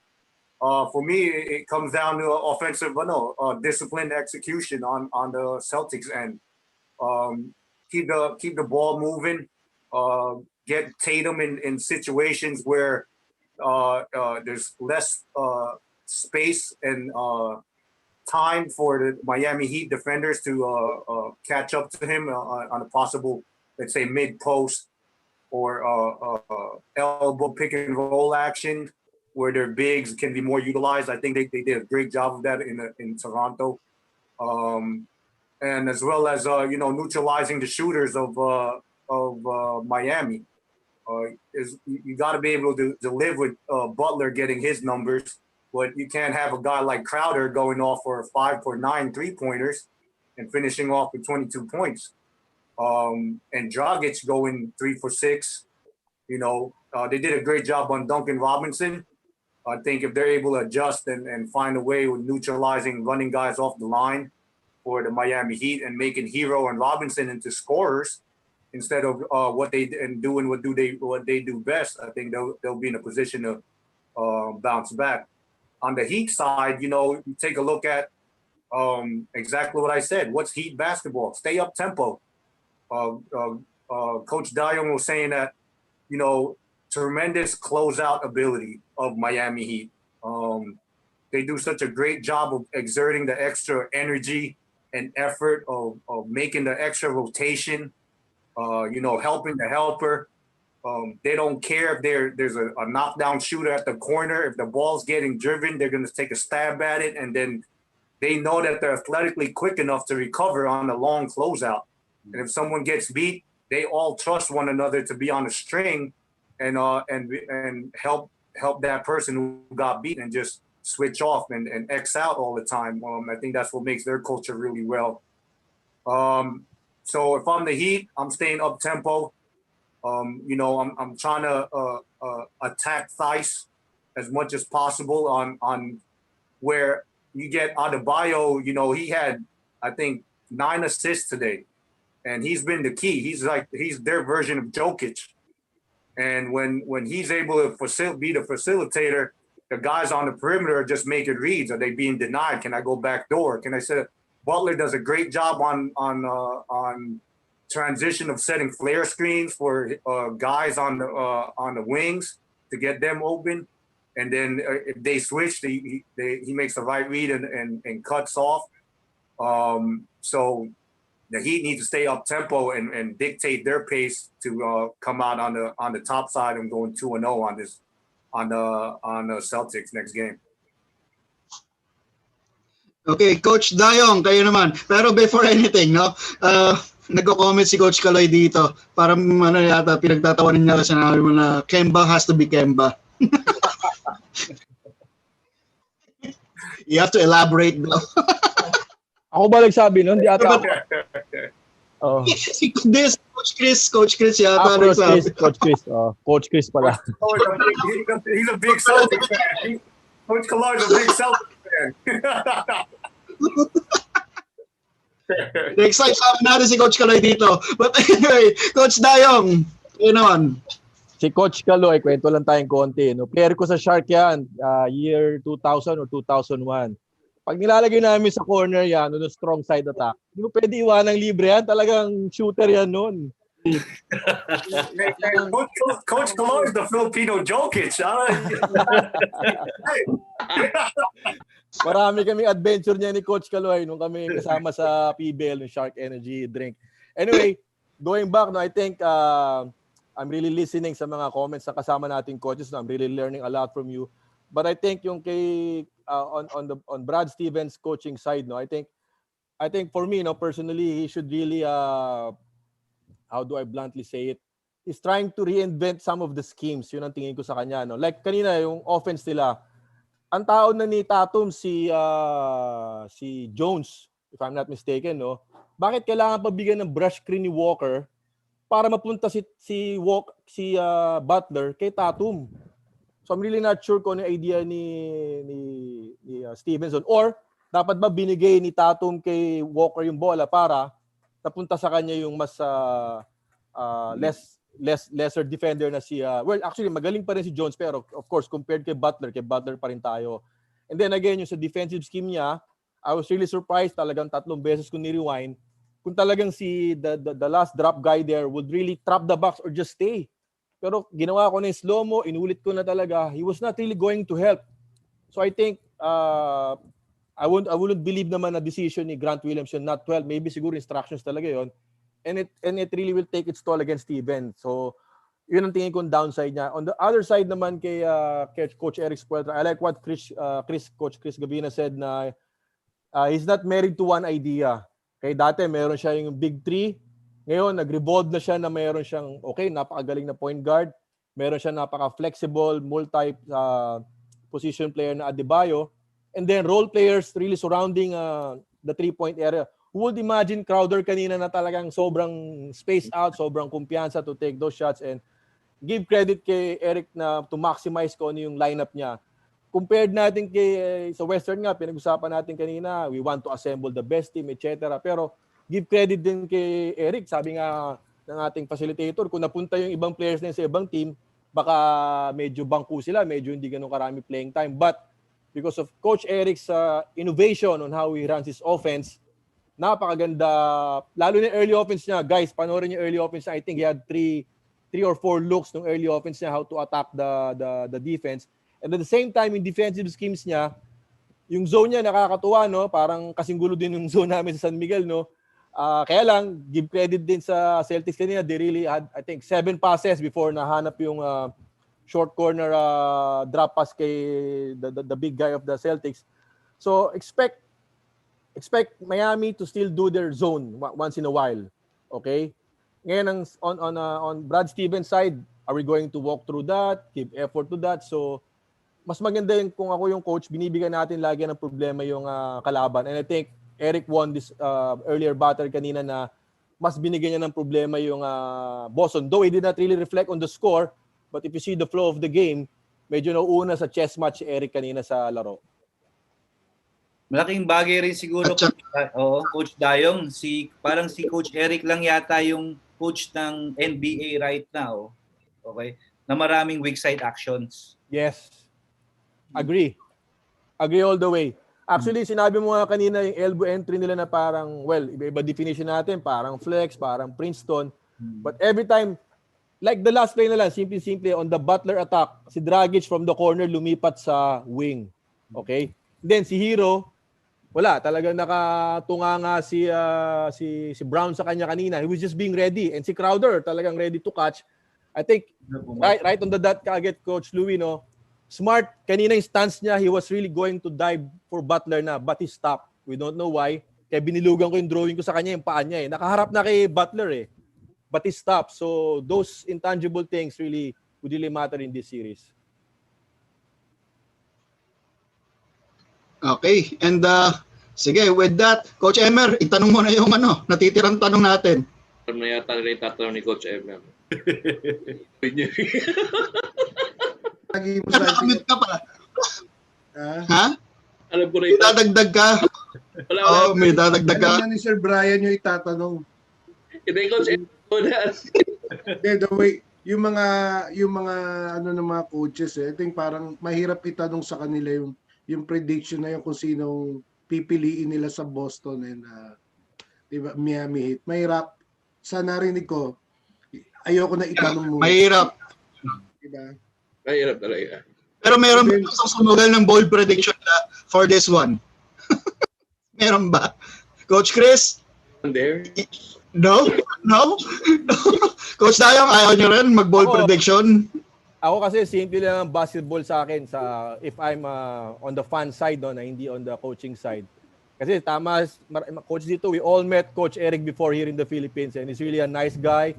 Kasama ko siya sa SM North, pinatulong niya ako doon sa NBA clinic with my daughter who attended din. So napakabait ni Coach Eric at half Filipino siya. So again, and sige, let's take aside na pabor tayo sa Pilipino siya pero talaga yung coaching intelligence niya, I will go for Miami in this series. Si Coach Dayong pag pumili, yung may friend siya no? I would also want the Miami Heat to win kasi Pilipino May Pilipino dun. Pinoy. Nga, Coach Dayong, paano kung kaibigan mo rin si Coach Brad Stevens, di ba? Yung mga gano'n. Di pa pinapansin yung letter ko dun nire-reject pa Kaya ayoko muna. Coach Louie, meron ka bang parang bold prediction for this one? Nawala na si Coach Chris, sana bumalik. Coach, alam mo naman Siyempre, Filipino.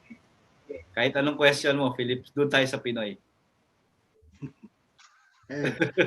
Yun na lang ang naging yun na lang na naging sagot lahat. So I'd like No, so ano kung susundan ko yung pattern kanina, parang Lakers Heat ang finals natin. never know. Pero maganda yun ha. LeBron former teams Miami Heat, 'di ba? Or either way kung Lakers makapasok. Kamusta yung series nila? Nagtapat sila? 1-1 ba? Or parang panalo yata si Spoelstra? Saan? Sa regular season alam ko 1-1 eh. 1-1. Alam ko 1-1. Oo.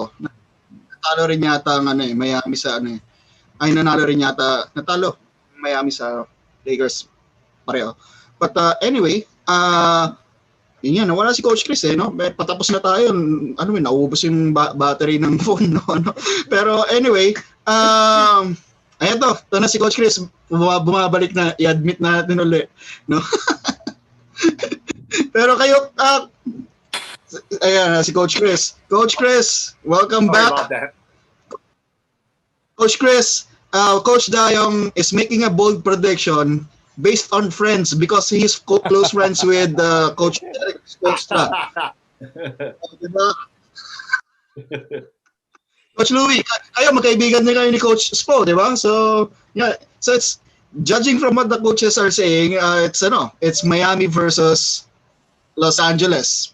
Hindi ko sigurado, Coach Po yan. Kamukha ni Coach Spoelstra yan eh. Nga.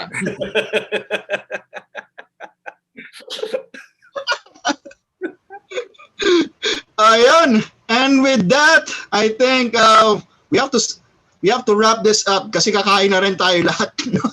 Pero magandang usapan to. Sana nga, yun nga, mag-sponsor San Miguel. May tayo San Miguel habang nag-uusap ng ganito, di ba? Ang sarap. Finals naman, sa finals.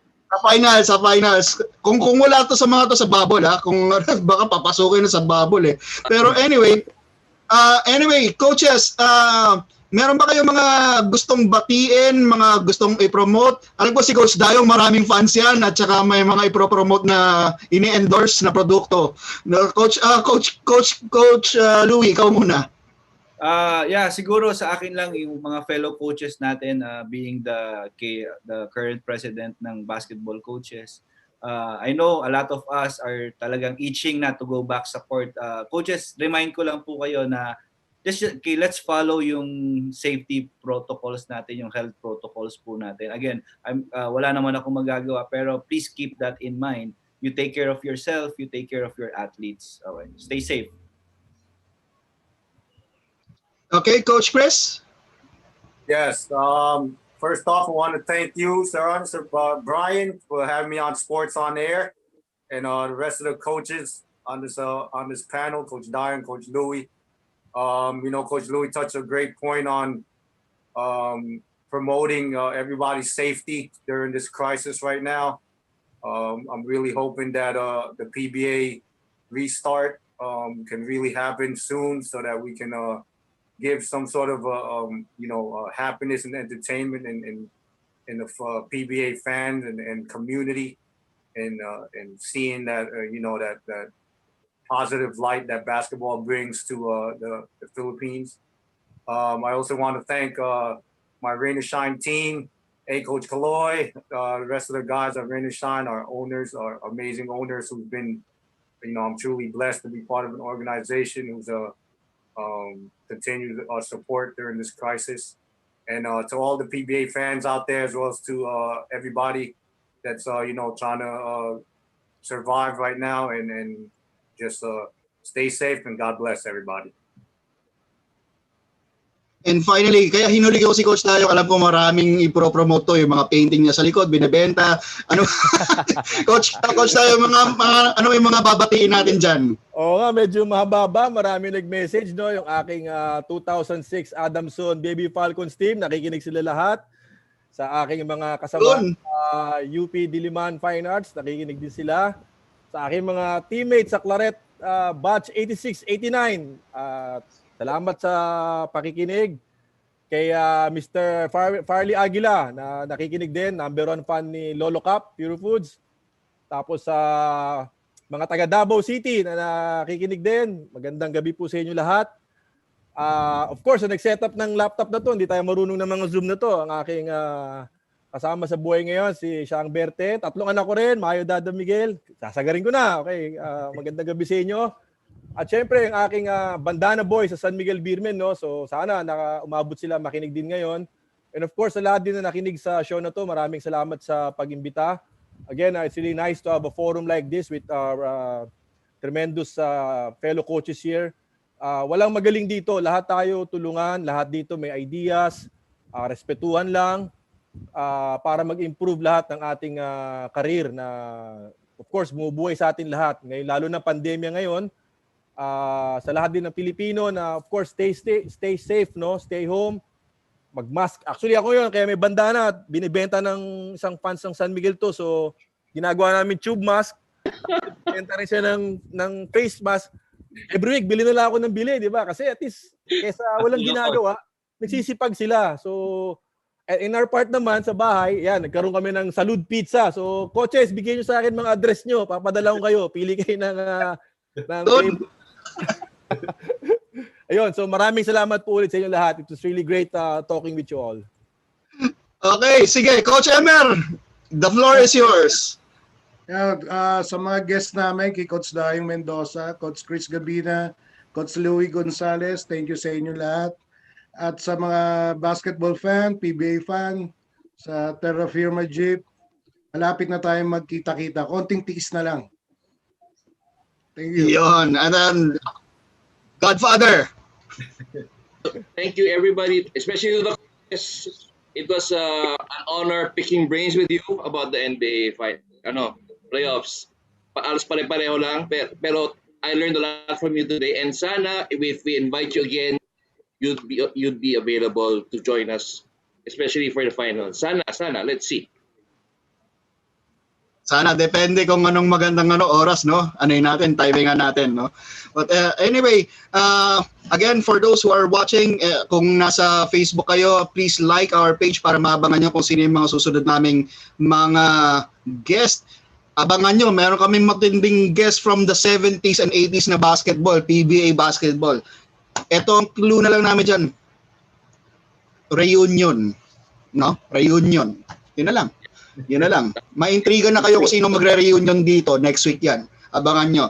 But anyway, para malaman nyo yan, i-like nyo yung page para maabangan nyo kung sino-sino yung mga yon. Hindi San Miguel lang magre-reunion dito.